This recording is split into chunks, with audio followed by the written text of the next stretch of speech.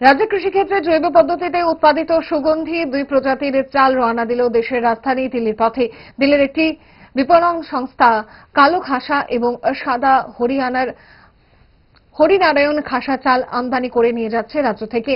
এদিন রপ্তানি করা 2 প্রজাতির চালের পরিমাণ ছিল 3000 কেজি। এদিনের যাত্রাপথের সূচনা করতে রাজধানীর কৃষি দপ্তরের উপ অধিকর্তার অফিসে উপস্থিত ছিলেন রাজ্যের কৃষি দপ্তরের মন্ত্রী রতনলাল নাথ। রাজ্যের এই সাফল্য নিয়ে মন্ত্রী উচ্ছ্বসিত গলায় কি প্রতিক্রিয়া দিলেন শুনুন। এবার টার্গেট যেমন আমাদের 20,000-এর মতো আছে, এখন এবছর আমরা টার্গেট করেছি 6,500 হেক্টর আরো করব আসছে। এবং বেশি করে আমরা বিভিন্ন ক্ষেত্রে গুরুত্ব দিচ্ছি।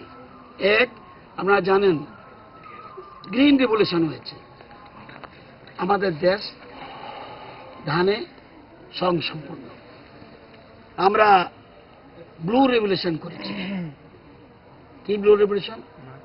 মাছে স্বয়ংসম্পূর্ণ, বিদেশে যাচ্ছে ধান চাল, বিদেশে যাচ্ছে। আমরা হোয়াইট রেভলিউশন করেছি, ওইটাও কিন্তু মানে সাকসেস।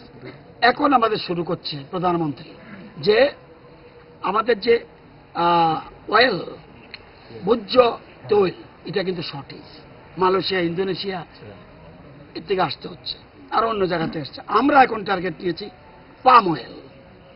পাম অয়েল থেকে যত শস্য আছে, যত ভোজ্য তেল আছে, ওইগুলির প্রোডাকশনের উপরে গুরুত্ব দিচ্ছে। এবং এদের আমাদের ট্রাইবেল এলাকা আগামী দিনে ধনধান্য হয়ে যাবে এবং আগামী দিন আমাদের রাজ্য আত্মনির্ভর হবে।